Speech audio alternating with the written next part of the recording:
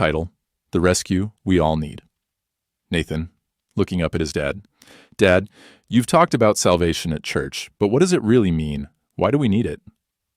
Daniel, smiling and leaning forward. That's a great question, Nathan. Salvation is a lot like a rescue. You like stories about heroes, right? Nathan, excitedly. Yeah, I love it when the hero saves the day. Daniel, well, let me tell you a story about a king, a kingdom, and a dangerous trap.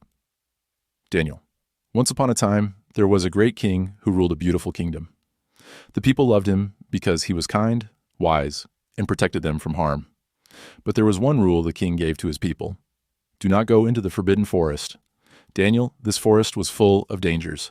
Wild animals, deep pits, and, worst of all, an invisible trap that no one could see. If anyone stepped into it, they would be caught, unable to escape on their own. The king knew the trap well, and that's why he warned his people. Nathan, why didn't the king just destroy the trap? Daniel, that's a good point. The trap was too dangerous, but he had a plan to get rid of it when the time was right. In the meantime, the king told everyone to stay away, but people are curious, aren't they? Nathan nods. Yeah, sometimes people don't listen. Daniel, exactly. And there was one boy, much like you, who decided to go into the forest anyway. Daniel Elias was a young boy in the kingdom, and he'd heard all the warnings.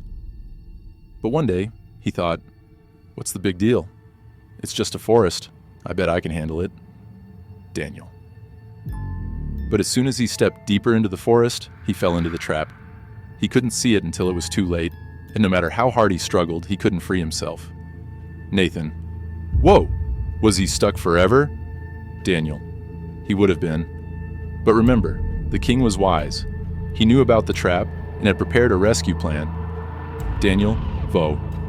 When the king heard that Elias had been caught, he didn't just send soldiers to save him. No, the king himself went into the forest. Daniel. V.O. He went where no one else could go and found Elias trapped, frightened and tired.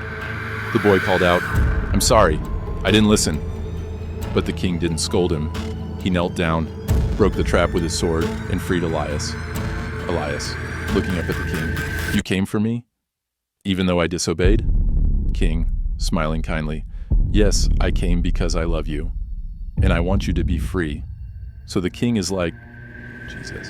Daniel, exactly. You see, Nathan, that trap represents sin, the wrong things we do. It may not look dangerous at first, but once you're caught, you can't escape on your own. No matter how hard we try, we can't free ourselves from sin. But God, just like the king, loves us so much that he came down to rescue us. Nathan, that's why Jesus came, right? Daniel, yes, Jesus came into our world, knowing we were trapped in sin. He gave his life to break the trap and set us free, just like the king saved Elias. All we need to do is call out to him and he saved us. Nathan, I get it. It's not just about being good, it's about being rescued, right? Daniel nodded. That's right. We all need to be rescued, and that's what salvation is. God's way of freeing us from the trap of sin and giving us a new life. Nathan, I think I like this rescue story better than the superhero one. Daniel, chuckling. It's the greatest rescue of all time, and the best part, it's for everyone who asks.